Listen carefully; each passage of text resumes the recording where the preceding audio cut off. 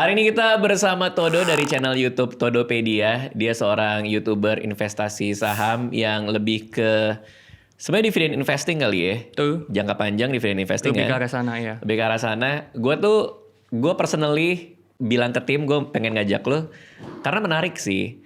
Di antara banyak orang ngomongin soal saham, banyak yang ngomongin soal invest tapi nyari capital gain atau trading. Lo tuh ada di antara hal-hal, ada juga lah kreator dividend investing yang lain lah ya. Tapi lo bersama orang-orang ini dengan jumlah yang gak terlalu banyak ini ngomongin investasi buat dapetin dividennya. Dengan tujuan sahamnya tidak akan lo jual atau gimana tuh? Suatu saat pasti bakal dijual, Bang. Tetap bakal dijual. Kenapa arahnya itu ke dividen gitu ya? Karena dividen ini itu kan kasih kita cash flow ya. Oke. Cash flow itu kan uang cair ya, uang liquid.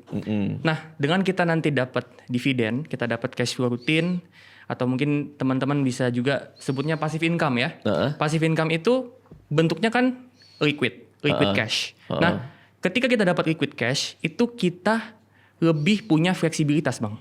Oke. Jadi ketika kita dapat dividen, itu kita bisa langsung reinvestasi, either itu ke saham dividen lagi, atau kita bisa jadiin modal trading, ya kan? Atau mungkin kita punya usaha sendiri, kan itu bisa juga jadi modal. Oke. Gitu. Jadi lebih fleksibel, Bang. Dengan kita dapat cash flow rutin, dapat passive income, itu kita bisa jadi lebih fleksibel dan kedepannya jangka panjang tuh jadi lebih enak. Oke. Gitu. Makanya arahnya ke sana. Dan ketika lo dividend investing pun harga saham turun, naik, itu nggak jadi soal karena lo tetap dapat recurring income dari perusahaannya. Betul. Oke. Kalau gue lihat kan lo masih muda nih. Biasanya anak-anak muda malah maunya yang adrenalin tinggi tuh. Dividend investing malah lebih banyak ke orang-orang yang mendekati mungkin mau pensiun buat dapetin income recurring gitu. Kenapa lo jadi fokus ya ke dividend investing kalau buat lo pribadi? Karena lebih ke gini sih, Bang. Jadi aku tuh memang targetku, timelineku semenjak awal investasi itu memang targetnya tuh minimal passive income dulu. Jadi pertama tuh aku ngejar passive income. Oke. Jadi aku memang agak kebalikan, Bang. Kalau tadi Bang Radit bilang kan kalau anak muda terutama Gen Z ya, Bang ya. Kalau Gen Z itu kan nyarinya multi bagger gitu ya. Iya, kalau aku lebih ke arah finansialnya stable dulu. Mungkin nggak freedom ya, Bang ya, tapi secure dulu. Minimal passive income tuh jalan dulu. Karena kayak yang tadi, Bang, ketika passive income itu udah jalan, nanti kita mau kemana, mau trading kah, mau ke saham yang sebutnya saham konglo kah, atau mungkin zaman sekarang ada juga invest di kripto atau ke saham Amerika, atau mungkin lebih konservatif misalnya ke obligasi, enak kemana-mana. Gitu. Jadi approach-ku itu jadi dari awal aku memang fokusnya ngambil passive income dulu. Nanti baru dari situ aku baru bisa mulai lebih enak buat trading, buat punya bisnis sendiri, atau mungkin ke kripto, atau mungkin ke instrumen lain lah gitu. Pikiran itu didapatkan dari mana? Ketika lo masuk ke pasar modal, ketika lo mulai investasi saham, siapa sosok yang akhirnya kayak saham itu ya passive income, bukan dengan gaya-gaya yang lain. Itu tuh dapat dari mana lo? Sebenarnya kalau dibilang sosok siapa ya, Bang ya? Gue tuh belajar sebenarnya dari banyak sosok ya. Tapi gue mix semua. Jadi kalau pemikiran gimana, akhirnya aku milih dividen investing. Itu sebenarnya pemikiranku sendiri. I see. Jadi dulu aku tuh fokusnya memang value investing. Belajar dari beberapa YouTuber yang udah pernah sama Bang Radit ya, kayak Ko Rifan, Ko Kevas Evander. Itu kan aku belajar sama mereka semua. Dan memang channel YouTube yang dulu aku sering nonton tuh mereka-mereka. Betul. Jadi awalnya dulu aku ke value investing awalnya. Tapi aku mikir kayak gini, Bang.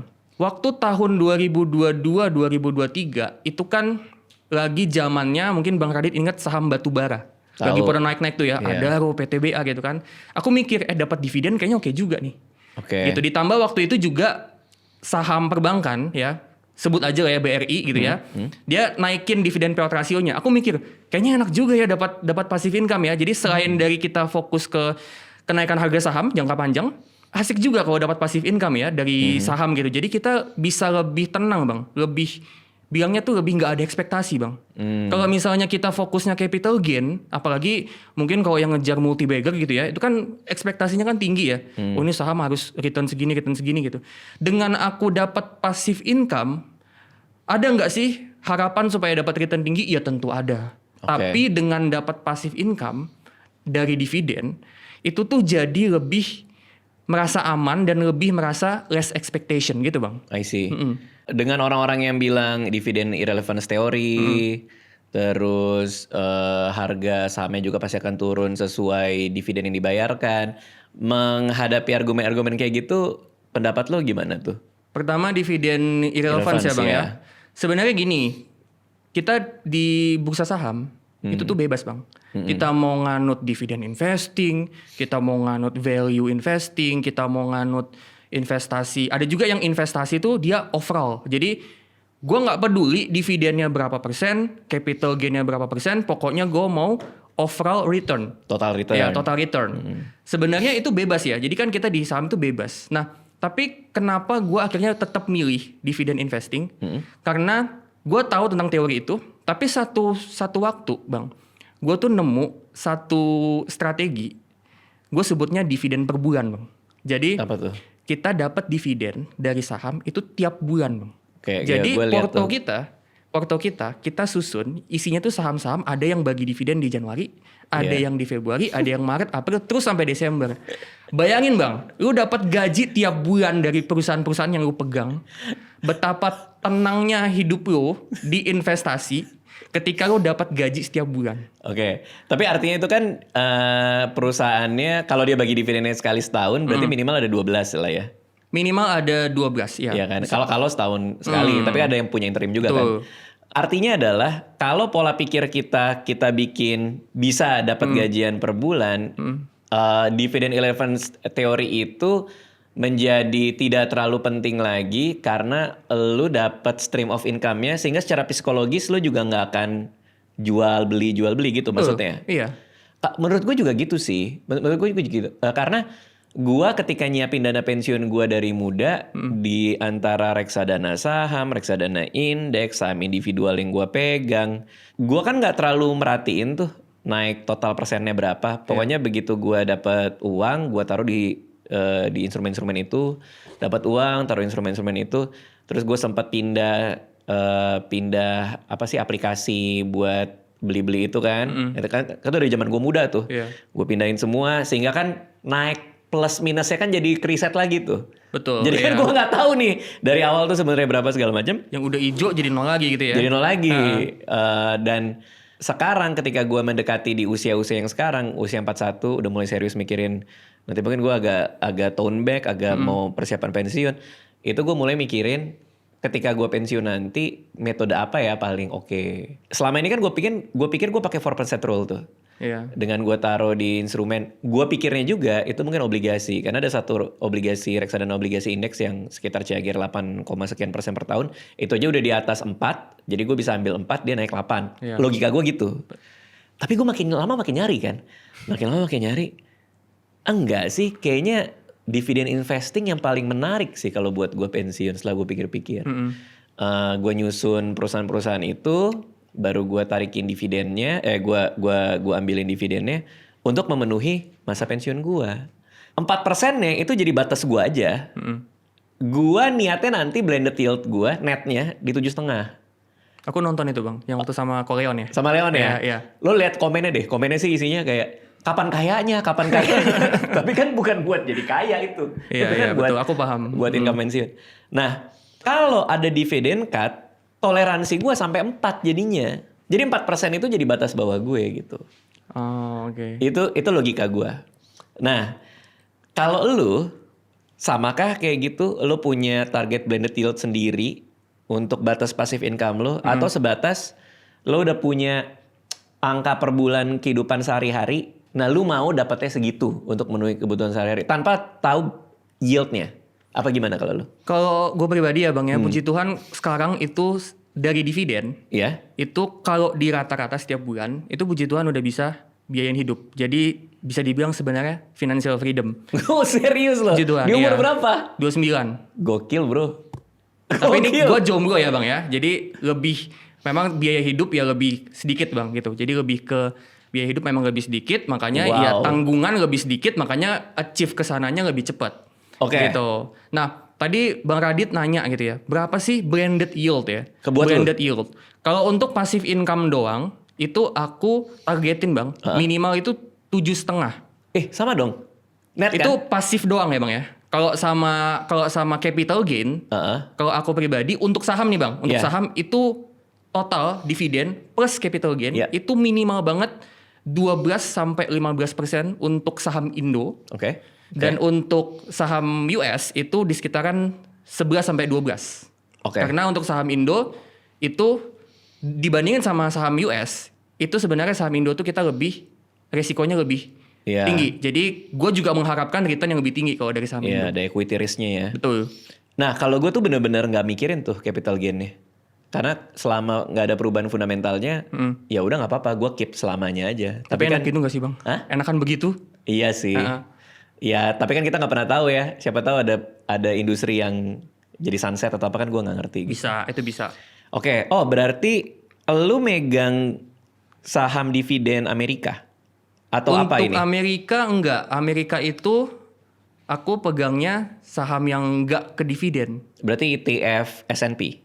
Bukan, saham individual. Saham individual. Cuman kalau di Indo itu kan sebenarnya kita masuknya kontrak berjangka ya Bang ya. Jadi bukan sepenuhnya saham. Kalau untuk produk saham US yang ada di Indo itu kebanyakan masih kontrak berjangka. Walaupun lo bisa ada broker luar kan di salah satu broker itu?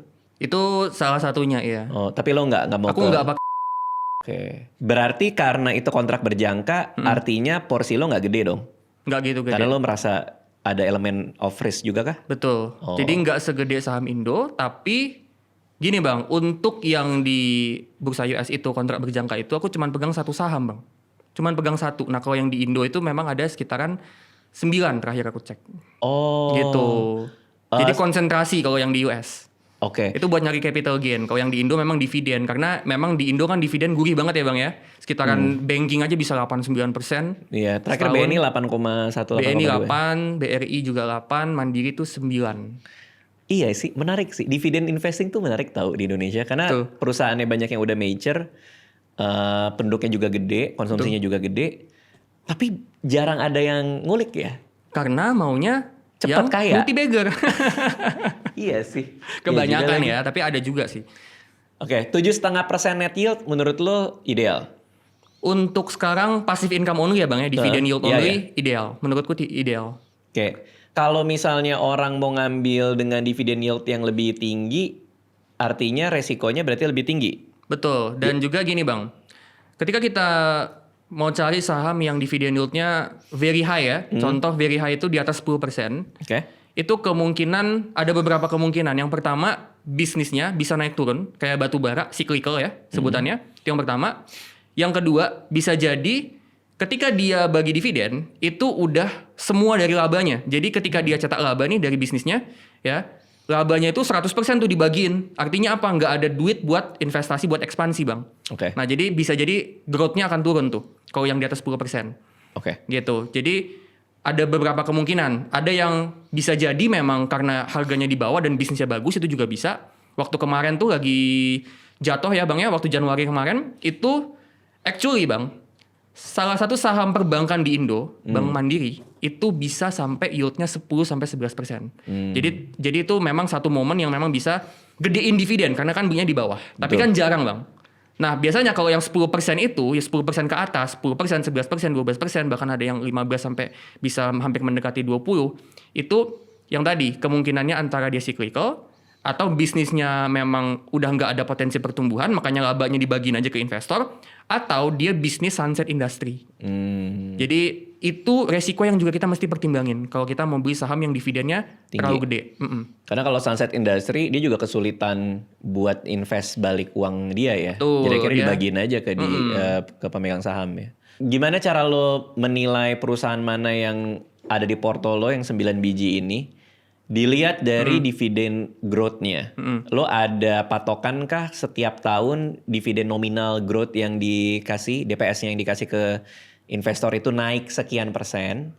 Atau gimana lo cara menentukan ada masuk ke portfolio ini? Sebenarnya gini Bang ya, karena aku juga udah cukup gede yield-nya, jadi nggak gitu banyak ekspektasi untuk growth ya. Tapi kalau misalnya ditanya, gimana cara menilai perusahaan yang bisa bagi dividen dan kedepannya dividennya di masa depan itu dia bisa bertumbuh gitu ya. Itu sebenarnya gini, prinsipnya itu ada dua poin. Yang pertama itu cash is king and cash flow is queen Bang. Jadi ada cash is king dan cash flow is queen. Jadi gue ketika ngeliat perusahaan, gue pakai 2 prinsip ini. Gue akan lihat dari segi laporan keuangan itu kan gue pasti baca ya bang ya. Yeah. Gue baca tuh. Nah gue lihat dari segi cash itu dia gede nggak? Dan cash ini dia bisa bayar utangnya nggak? Oke. Dia punya utang, dia punya pinjaman, dia punya liabilities, itu bisa dibayar nggak dengan cashnya? Gitu. Apakah cashnya cukup besar? Itu yang pertama, cash is king. Jadi dia mesti punya uang cash untuk dia kedepannya antara bagi dividen, atau dia ekspansi bisnis, atau dia pakai buat modal kerja, atau bisa juga dia ngelakuin aksi korporasi baru yang teman-teman mungkin baru dengar belakangan itu cukup rame, buyback. Nah itu cashnya banyak nggak dan cukup nggak untuk bisa membiayai tadi? Oke. Karena itu kan bicara soal keuntungan investor dong. Iya. Kalau dia bagi dividen, investor dapat dividen. Kalau dia ekspansi bisnis, bisnis bertumbuh, apa bisa bertumbuh. Kedepannya dividen pun bertumbuh. Dia buyback, bisa bantu naikin harga. Jadi apakah dia punya cash yang cukup besar untuk bisa kasih keuntungan buat investornya? Itu yang pertama, cash is king. Oke. Yang kedua, cash flow is queen bang. Karena gini, kalau cash is king, tapi kalau dia nggak ada cash flow, ujung-ujungnya cashnya habis juga. Oke. Jadi perlu ada cash flow untuk ngebantu cash itu ngasih keuntungan ke investor. Oke. Dan memang aku ngelihat dari cash flow-nya juga. Jadi aku lebih ngutamain cash flow daripada kalau yang teman-teman selama ini sering dengar laba bersih. Buat gue Betul. cash flow itu lebih penting daripada laba bersih. Oke. Karena cash flow itu bicara soal bensin yang actually masuk ke kantong perusahaan. Oke. Duit yang actually masuk. Dan Tanda laba kutip bersih bensin. juga bisa diapa-apain anyway kan. Betul, Dengan lebih segala gampang macam. dimanipulasi. Iya. Gitu. Kadang laba bersih juga bisa karena keuntungan investasi misalnya gitu kan. Tapi kalau cash flow kan real money yang masuk ke perusahaan. Betul. Nah, dari real money itu bisa dipakai juga buat antara ekspansi atau bagi dividen atau buyback atau bisa juga akuisisi perusahaan lain. Oke. Ujung-ujungnya nguntungin si investor. Jadi 2 prinsip itu bang, cash is king and cash flow is queen. Oke, Gitu. apakah dengan ada 2 prinsip itu secara otomatis berarti dividen per share-nya setiap tahun juga akan bertambah? Logikanya gitu dong sebenarnya kan. Logikanya begitu. Kalau lo udah punya 2 pegangan itu kan. Betul, tapi memang ada beberapa faktor lain bang. Kadang-kadang ada aja emiten yang dia nimbun cash itu juga ada. Ada beberapa emiten yang mungkin dari segi industri udah nggak gitu prospek gitu ya, bisa aja kan. Jadi kita ngelihat bahwa dia punya cash, oke cashnya banyak, oke cash flow-nya bagus, oke dia mungkin ada potensi bagi dividen, tapi industrinya prospeknya mungkin beberapa tahun ke depan agak kurang, atau mungkin ada sesuatu karena banyak faktor kan bang, banyak faktor dalam perusahaan tuh banyak faktor yang bisa pengaruhin investor. Jadi kalau untuk cash dan cash flow tadi memang bisa berpotensi untuk ngedorong keuntungan investor, terutama dividen, tapi tentu nggak menjamin bang. Tetap ada sisi di dalam perusahaan itu yang juga harus kita lihat. Artinya apakah lo ngecekin juga dividen payout ratio-nya berapa? Ya. Ada batas minimal maksimal kah? Untuk batas minimal maksimal sebenarnya nggak ada batas bang. Tapi aku punya prinsip gini, maximum yield and minimum payout ratio. Oke. Jadi semaksimal mungkin yieldnya dengan payout ratio seminimal mungkin. Artinya kan kalau misalnya kita dapat dividen nih, dividen yield ya gede nih. Apalagi digabung sama payout rasionya yang kecil. Artinya kita udah dapat dividen gede plus dia juga masih nyimpen duit buat nanti ke depannya ekspansi. Jadi maksimum yield, minimum payout ratio. Aku nyarinya selalu kayak gitu. Aku usahain gitu. Artinya kalau payout ratio di atas 90% lo udah nggak selera tuh? Tergantung bang. Oh. Kadang gini. Ada juga perusahaan yang memang kenapa dia berani bagi dividen misalnya di atas 90% payout rasionya ya. Karena mungkin aja memang tadi cashnya itu kebanyakan bang. Jadi ya udahlah daripada apa namanya Nggak ada jadi apa-apa? Iya nggak jadi apa-apa. Mendingan gue bagi ke investor juga gitu kan. 90% gue bagiin atau bahkan mungkin beberapa 100% payout rasionya dibagiin ke investor. Toh juga cash gue masih banyak buat menunjang ekspansi, menunjang modal kerja gitu kan. Ya udah makanya gue berani gitu. Oke, berarti di portfolio yang target net yield-nya 7,5% ini, lo juga punya angka target dividen growth year on year-nya nggak? Untuk dividen growth year on year pasti ada bang, sekitar 4-5%, segitu aja. I see. Itu lumayan konservatif ya? Konservatif. Oh. Jadi gue anggap ngikutin growth ekonomi Indonesia. Oh, oke. Gitu. Oke. Wow, itu masuk akal sih. Masuk akal. Itu bisa banget terjadi sih kalau Bisa. kayak gitu. Makanya jadi minim ekspektasi bang. Bener jadi minim sih. ekspektasi jadinya. Berarti sekarang porto lo sudah jadi dong? Apa belum? Untuk sekarang kalau dibilang udah jadi, ya puji Tuhan udah jadi. Untuk yang investing. Tapi kayak yang tadi Bang Radit bilang di awal, kok lu masih muda nggak ngejar saham-saham yang beggar, yang trading cepat? Iya.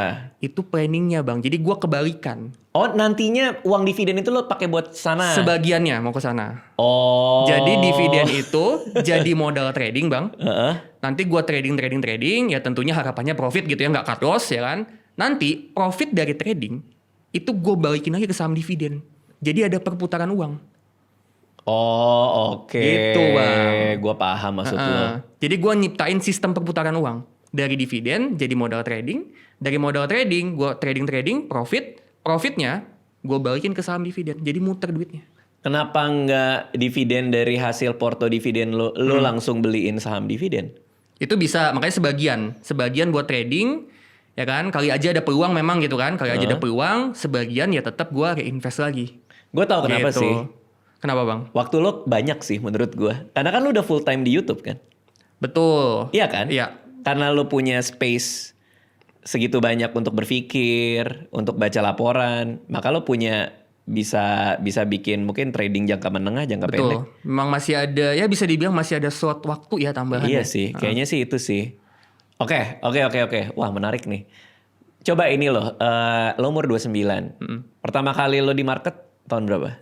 2020. Berarti berapa? Which is 23, 24. Pas COVID tuh bang. Tuh masih muda banget sih. Gimana ceritanya lo bisa kecebur? Jadi dulu kan pertama itu gue kerja dan... Jadi gini bang, dulu gue punya lifestyle tuh kayak gini. Gue kerja, dapat gaji. Gue hemat-hemat nih bang. Oke. Tapi hematnya gue hedonin abis itu terakhir. Jadi orang tanggal tua gue hedon tuh. Dulu kayak gitu gue. Nah, satu waktu bokap nyokap itu ngajarin buat taruh deposito. Oke. Jadi awalnya dulu gue taunya deposito. Ya kan? Gue coba masukin deposito. Wah asik juga nih dapat duit kan, passive income. Nah, sampailah di COVID. Satu waktu itu gue ada nganggur berapa bulan sebelum gue dapat kerjaan berikutnya. Di situ bang, gue coba cari tahu investasi ini sebenarnya apa dan jenisnya tuh apa aja. Jadi dulu gue ngeblank banget tahun 2020 itu. Ya. Jadi waktu pas gue masih invest di deposito, gue sambil cari tahu ada apa aja nih instrumen investasi. Oke. Nah mulai ada tuh gue cari-cari kan di YouTube kan banyak tuh ya. Dan lagi rame tuh bang kan konten-konten investasi. Iya itu lagi rame banget. Gue pertama mulai dari reksadana. Oke. Reksadana gue invest, oke juga ya gitu. Nah dari reksadana itu kan kalau di beberapa aplikasi kan 3 jenis ya bang ya umumnya ya. Pasar uang, pendapatan tetap, saham. Nah gue invest 3-tiganya bang. Tapi dari ketiganya ini gue itu penasaran sama saham. Apa bedanya reksadana saham dengan saham? Nah gue cari tahu lah dan dapat info bahwa reksadana saham itu lu beli saham tapi dikelola sama manajer investasi. Ya kan? Nah, dari situ gue penasaran. Saham ini apa sebenarnya? Nah, dari situ gue belajar. Ketemu lah beberapa YouTuber yang terkenal ya kayak Ci Felicia, ketemu Ko Ryan Filbert, Elon May gitu ya. Nah, dari situ belajar. Triggernya itu baru gue serius banget invest di saham. Itu waktu pas gue nemu kontennya Ci Felicia Putri. Dia bilang waktu itu invest saham dari Rp1 apa Rp0 ya? Rp1. Nah itu gue mulai invest di situ. Oke. Nah dari situ gue belajar. Tapi gini bang, waktu itu gue mikir, kalau gue learning by doing, oke, itu bisa jalan. Tapi why not gue learning by sharing bang? Learning by sharing konten. Sharing itu artinya sambil lo belajar juga? Sambil gue belajar, sambil gue share konten. Sharing konten itu apa sih? Sharing maksudnya bikin konten, bikin video, bikin soal konten investment journey lo. Di IG sama di YouTube soal investasi. Ya jadi kayak misalnya nggak investment journey sih bang, lebih ke kayak saham ini gimana bagus apa enggak gitu. Analisa gue pribadi. Gitu. Jadi dulu mulainya dari situ. Kenapa nggak gue learning by sharing daripada cuman sekedar learning by doing? Kenapa nggak learning by sharing? Nah dari situ itu benefitnya banyak bang, karena gue dipaksa untuk belajar. Iya. Jadi seorang todo ini dipaksa untuk belajar. Karena kalau gue bikin konten, gue share, itu konten harus benar, jangan menyesatkan orang kan gitu kan. Iya. Nah, gue dipaksa untuk belajar sama siapa? Sama diri gue sendiri sebenarnya gitu. Karena gue dorong gitu. Karena dari situlah gue belajar banyak soal invest saham. Oke. Gitu. Lo belajar banyak soal invest saham tuh berarti konteksnya tuh lebih ke valuasi ya? Di Dulu awalnya awal-awal. trading sih Bang sebenarnya. Oh, lebih ke trading. Berarti Tapi abis charting. itu pertama charting, jadi baca-baca candlestick gitu kan. Dulu sempat ada profit juga di beberapa saham actually gitu ya, tapi ya tipis-tipis, dulu modalnya juga masih kecil. Tapi dari situ gue tuh mikir gini Bang, gue kan investasi ya. Investasi itu kan mestinya uang itu bekerja buat kita ya. Kok gue jadi yang repot sendiri gitu kan. Nah, akhirnya gue milih fundamental analysis, long term investing itu dari situ.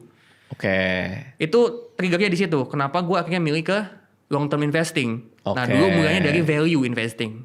Value investing gitu. Nah, berjalannya waktu gue ngeliat bahwa dividen investing itu menarik kayak yang tadi gue ceritain. Dari situlah gue mulai ke dividen investing. Baru sekarang lo dikenalnya sebagai itu karena itu yang paling sering lo bahas kan? Betul. Karena itu waktu pas channel gue itu naik, memang banyaknya ngebahas soal saham tambang sama saham dividen gitu. Sama dividen per bulan tadi. Untuk masa pensiun lo, katakanlah 30 tahun lah ya. 30 tahun lagi, 40 tahun lagi. Lo ngebayangin ada saham komoditas atau tambang di dalamnya nggak sebenarnya? Ada, tapi porsinya gue batasin Bang. Karena kan dia cyclical banget ya. Cyclical kadang banget. gede, kadang kecil, segala macam. Makanya penting buat belinya tuh di bawah. Pas dia lagi turun, pas komoditinya harganya tuh lagi turun, lagi di bawah, di situ belinya. Gitu. Karena kan lo awalnya ramenya di saham tambang tadi lo bilang. Berarti tetap akan punya untuk porto pribadi lo sambil lo share dan pelajari anyway kan. Karena kan orang juga suka dengerin soal saham tambang juga kan. Itu gue ingat banget konten yang waktu itu bikin channel gue lumayan naik. Itu ngebahas Adaro, PTBA, ITMG. Lo bandingin tiga-tiganya? Tiga-tiganya gue bandingin. Antara valuasinya sama kinerja bisnis. Dan itu waktu pas momen saham batubara tuh lagi gede-gedenya dividennya. Oh, berarti belum AADI belum spin off ya? Belum, dulu Adaro tuh masih satu kesatuan, masih tambang batubara sama ada yang renewable energinya sama ada yang mineral, Adaro mineral itu masih satu. Berarti lo keseharian kalau lo full time gimana jadwal lo? Lo bangun terus jam 9 udah di depan komputer dong, melihat market gitu-gitu dong? Nggak juga? Mikirin konten berikutnya Bang. Pagi-pagi? Ya. Tapi pagi-pagi mantengin market dong, nggak juga? Ada mantengin market tapi nggak sesering orang yang trading. Iya, gitu. Iya, Jadi iya. kadang-kadang gue bisa bikin konten kalau misalnya memang lagi kontennya cukup padat, hitungannya tetap sibuk sih Bang. Karena ya gue mesti research, gue mesti cari info, kan nggak boleh salah info kan. Kalau bisa nggak boleh salah. Gue bikin konten antara konten yang memang video yang YouTube atau yang video untuk membership. Jadi hitungannya tetap lumayan sibuk sih Bang. Tapi ya memang lebih banyak spare time ya. Jadi kadang-kadang kalau teman gue yang punya bisnis ngajakin jalan, ayo gas gitu. Kadang-kadang juga bisa ambil waktu buat ya libur, tapi ya semi-semi libur. Jadi kayak setengah hari kerja gitu sih. Tiap hari? Hitungannya tiap hari kayak gitu. Ada tim? Tim dulu ada, waktu setahun yang lalu sempat ada. Tapi sekarang udah enggak, jadi gue lagi handle sendiri. Oh, kepegang tuh masih? Masih kepegang. Oh, wow. Wow. Ada rencana nambah tim kah? Pasti itu. Kalau misalnya nanti channel udah tumbuh, which is aku juga udah mulai pertimbangin sekarang sebenarnya buat nambah tim. Buat hire orang. Buat pemula yang mau dividen investing, mungkin ada yang nonton kan? Apa tips-tips dari lo gitu? Apalagi kan saham lagi naik turun banget nih sekarang ini nih. Kalau untuk dividen investing ya, kalau dari aku... Mungkin semacam advice gitu ya Bang ya. Fokus ke sana dan kalau misalnya dapat dividen, itu konsisten aja di reinvestasi. Dan kalau memang bisa nih, usahakan untuk bangun portofolio dividen per bulan tadi. Karena dengan kayak gitu, jadinya tuh lebih enak. Dapat dividen itu ya mungkin nggak perfect ya, bener-bener 12-12-nya dapat enggak. Mungkin ya taruhlah 8 bulan atau 9 bulan dalam setahun itu kita bisa dapat dividen, dapat cash flow. Itu udah bagus gitu. Kita bangun sumber cash flow-nya dulu sih. Karena dari situ itu bisa yang tadi ngebuat kita jadi fleksibel Bang. Kita mau dari situ kita mau trading bisa. Kita mau keep cash dulu bisa. Kita mau invest di obligasi bisa. Atau mungkin dividennya kita tarik buat punya usaha sendiri, modal usaha itu juga bisa. Jadi fleksibel. Jadi bangun dulu sumber cash flow sih. Oke. Salah satunya dari dividen tentunya. Dan kalau lo nganjurin mereka untuk bangun porto yang tiap bulan bisa dapat dividen, mereka pun minimal udah bisa ngerasain tiap bulan dapat pemasukan kan. Betul. Maksudnya mereka jadi dapat di ID ya. Oh, maksudnya gini, tiap bulan gue dapat gajian dari perusahaan-perusahaan yang gue invest gitu Tuh, ya. dan satu lagi Bang, dengan kita invest di saham-saham yang bagi dividen yang tadi ya, strategi dividen per bulan, itu efek compoundingnya jadi lebih cepat Bang. Bayangin gini, kita dapat dividen, misalnya sekarang bulan apa, Maret ya, Maret. Kita dapat dividen bulan Maret nih, dapat nih, cecing masuk ya. Nah, dividen yang dari saham di bulan Maret itu kita bisa investasiin ke saham yang bagi dividen di bulan Mei. Jadi nanti pas bulan Mei terima dividennya makin banyak. Nanti pas bulan Mei kita dapat lagi dividen, kita investasi lagi ke saham yang mungkin bagi di bulan Juli atau Agustus. Jadi pas Juli Agustus makin gede lagi. Itu kan compounding lama-lama Bang. Kalau kita rutin gitu terus kan lama-lama dia compounding kan. Dan jarak 2 bulan dividen hunter belum masuk lah ya. Belum. masih panjang ya, masih aman ya. Oke, wah menarik ya. Menarik juga. Lo porto 9 saham lo kayak gitu? Iya. Oh emang iya, lo desain itu supaya tiap bulan masuk?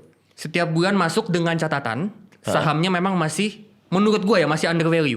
Oh. Jadi kalau misalnya sahamnya masih under value, dia misalnya turunnya udah dalam, gue pertimbangin untuk masuk. Jadi gue tetap ngelihat perusahaannya, jadi nggak asal masuk Bang. Jadi misalnya gue dapat dividen bulan ini, gue masuk ke saham di bulan Mei yang bagi dividen di bulan Mei, itu nggak sembarangan, tetap gue pilihin mana yang the bestnya.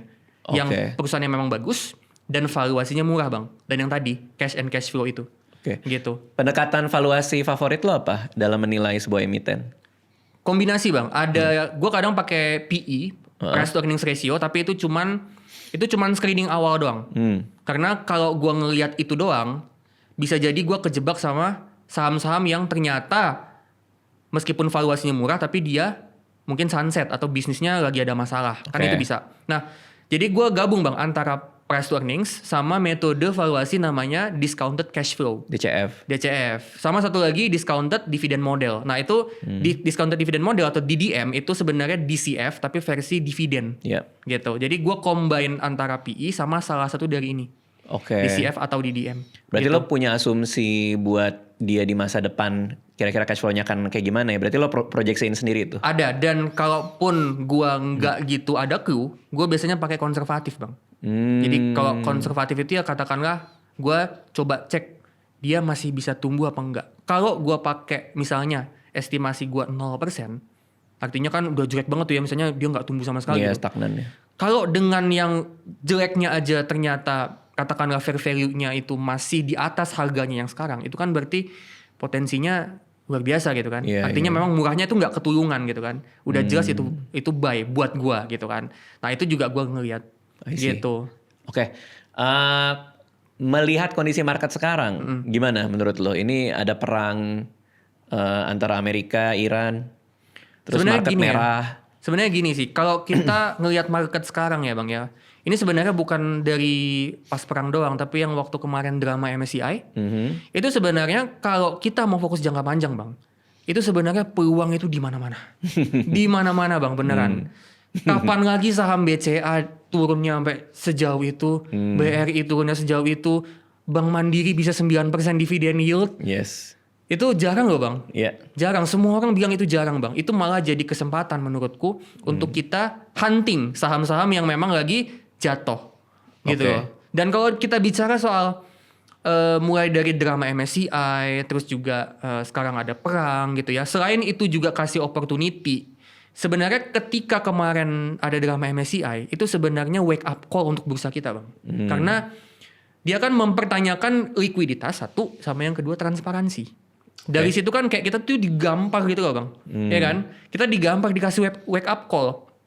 Dari situ, untungnya bursa pihak BEI itu langsung berbenah untungnya. Jadi kayak transparansinya diperbagus lah ya. Sekarang kita udah bisa lihat pemegang saham minimal 1%.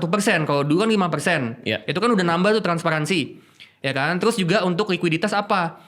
Mereka nerapin untuk beberapa tahun ke depan, diterapin untuk free float atau saham yang dipegang sama masyarakat itu minimal harus 15%. Ya jadi mereka udah jalan, udah OTW. Cuman memang untuk bisa transparansi sama likuiditas ini bisa improve, memang nanti butuh waktu. Gitu. Karena untuk aturan free float minimal 15% Bang, itu memang diberlakukannya 3 tahun ke depan. Jadi nggak langsung. Gitu. Berarti lo optimis lah Mei kita nggak akan kenapa-napa lah ya? Nggak akan kenapa-kenapa. Chance-nya kecil lah masuk ke frontier market kecil. Iya. Oh gue baru tahu tuh dia ngasih waktu 3 tahun ya? 3 tahun, jadi nggak langsung gitu. Nah memang banyak di forum yang bilang, oh nanti gimana bakal outflow? Iya memang bakal outflow, tapi kan prosesnya lama 3 tahun. Dan seiring berjalannya waktu, kalaupun dia outflow, itu kan pasti banyak yang nampung. Apalagi kita tahu kan sekarang Danantara itu tapi udah masuk ke bursa. Iya. Ditambah juga untuk BPJS itu dia akan gedein porsi investasi mereka ke equity, ke saham. Jadi ketika nanti ada outflow, udah ada yang nampung gitu ibaratnya. Gitu. Jadi menurutku ya memang aturan free float 15% itu memang bakalan diterapin dan bisa ngebuat outflow betul.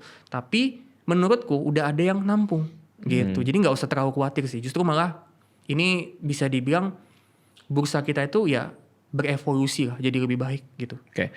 Nah, ini lo ada satu saham luar dan hanya satu, very concentrated. Berarti conviction lo juga tinggi nih kan di situ.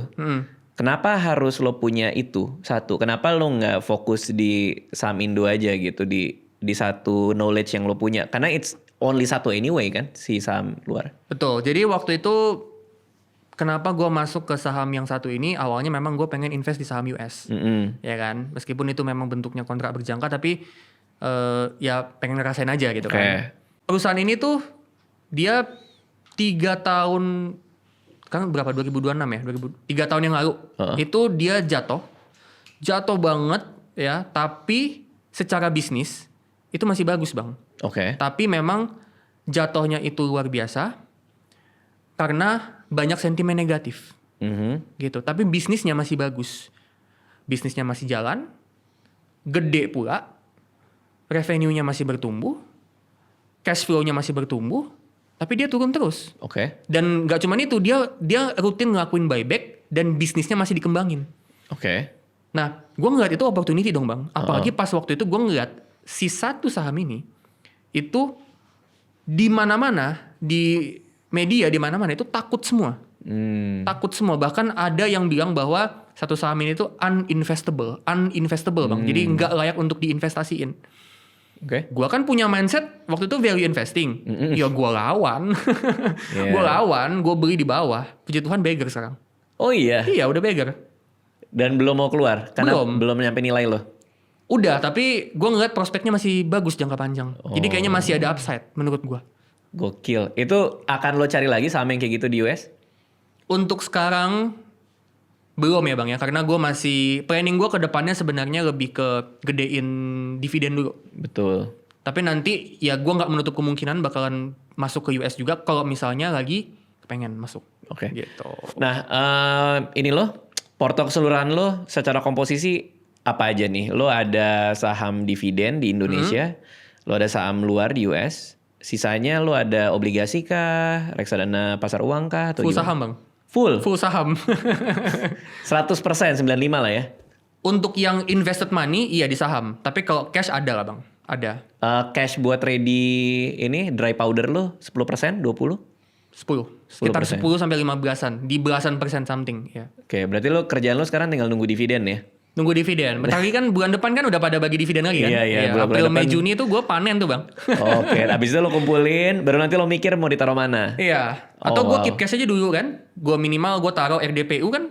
Ya dia bisa naik ini sendiri kan, aman juga gitu. Atau gue misalnya mau invest di saham yang mungkin saham Indo tapi growth gitu. Atau gue misalnya taruh di saham Kongo gitu kan. Tiba-tiba gue kepengen kan bisa aja. Ya gitu kan. artinya dividen itu bikin lo punya option gitu kan maksud lo. Itu opsinya banyak. Itu yang jadi argumen lo kan. Iya. Lo punya dividen lo jadi bisa ngapain aja. Oke. Lo ada pertanyaan gak buat gue? Ada gak? Ada Bang. Apa tuh? Gimana sih caranya Bang Radit itu investasi itu, karena aku ngeliat gini Bang, abang itu gak terlalu ngejar return yang tinggi gitu. Bener. Mindset Bang Radit tuh gimana sih dari awal investasi?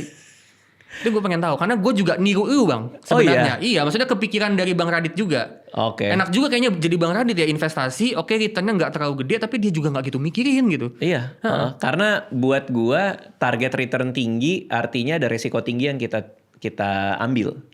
Target return tinggi berarti ada waktu yang kita harus alokasiin untuk memastikan bahwa mitigasi resikonya terukur. Jadi kalau gua, justru jawaban gua adalah gua nggak kaya dari investasi, memang itu dari awal. Dari awal itu pedoman gua kayanya bukan dari investasi, gua kayanya dari kerjaan gue. Gue kayaknya dari panggung stand up, dari tiket, dari YouTube, dari brand deals, dari endorsement, dari semua itu. Gue duitnya dari situ. Investasi buat menuhin tujuan gue, tujuan keuangan gue. Nah sekarang kenapa gue ngeramu dividen Porto buat 7,5% net pensiun gue, ya itu untuk tujuan gue pensiun nanti gitu, bukan buat jadi kayanya. Itu yang menyelamatkan gue di berbagai macam situasi sih. Karena kan gue ngelakuinnya dari umur 21 ya. Selama gue pegang itu kayaknya bukan dari sini, jadi nggak gampang gitu untuk dirayu-rayu ke hal-hal yang risikonya lebih tinggi yang gue nggak terima gitu. Gue nggak bisa terima risikonya gitu.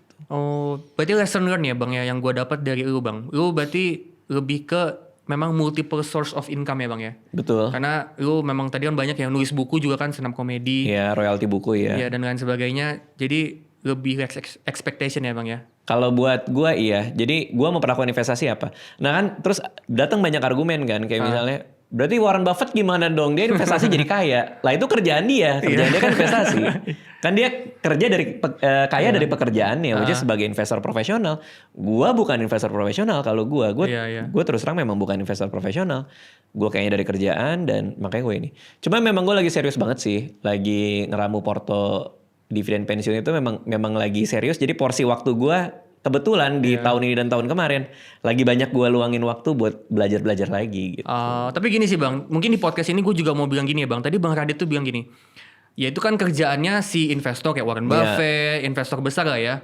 Artinya di sini ketika kita bahas dividen investing, sebenarnya gue mau bilang gini bang, buat teman-teman yang nonton video ini dan memang teman-teman trader, itu bukan encouragement untuk kalian pindah ke dividen investing ya. Betul. Artinya justru ketika kalian sekarang ini jadi trader dan kalian nonton video ini, jadilah trader yang lebih baik gitu ya, supaya di pekerjaan itulah nanti kalian mereka itu dapat income yang lebih gede dan dari situ bisa jadi investasi mungkin di saham dividen atau di saham-saham yang blue chip gitu kan. Iya. Betul, karena kan di pasar modal kan jurusnya banyak ya. Ada yang mau trading, ada yang value investing, bebas-bebas aja gitu. Kita tinggal cari yang paling nyaman buat kita. Gue yang paling nyaman buat gue adalah yaitu gue kaya dari pekerjaan gue, investasi buat menuhin tujuan keuangan gue. Karena gue liburan aja masih gue taruh RDPU. Liburan tahun depan mau kemana gue masih taruh RDPU. Emang gue pisah-pisahin di kepala gue. RDPU tujuannya buat liburan di jangka pendek.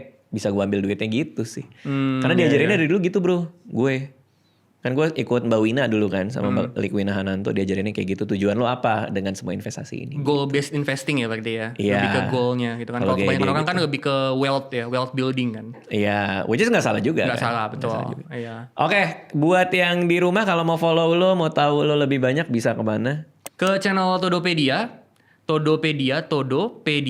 Oke. Nah di situ teman-teman bisa dapetin banyak banget insight, banyak banget pembelajaran. Gue juga udah kasih playlist ya. Jadi buat teman-teman yang pengen belajar tentang saham ya, itu playlistnya udah gue bikin banyak. Ada part 1 terus sampai 7 ya, mulai dari invest saham dari nol, cara milih saham, terus juga strategi investasi. Bahkan gue juga di situ ada share gimana caranya lapor SPT untuk investasi saham. Wah pas banget nih, mereka lagi pada lapor nih. Yap. Hari ini, iya hari ini kan. Ini anak-anak gue di kantor lagi pada buka SPT. Oke, di situ semua lengkap ya? Lengkap. Oke. Sama juga ada beberapa saham-saham yang menurut gue menarik ya, tapi disclaimer ya, itu bukan ajakan jual beli, tapi lebih ke sharing aja gitu. Jadi kayak saham yang menurut gue bagus ya gue sharing, tapi keputusan beli ataupun enggaknya di tangan teman-teman masing-masing. Betul, gitu. Selalu baca sendiri, punya conviction sendiri. Yap, jadi kalau kondisinya gimana kita tahu cara bertindaknya kayak apa. Thank you bro, terima kasih Sama-sama, semua yang udah nonton. Thank you banget.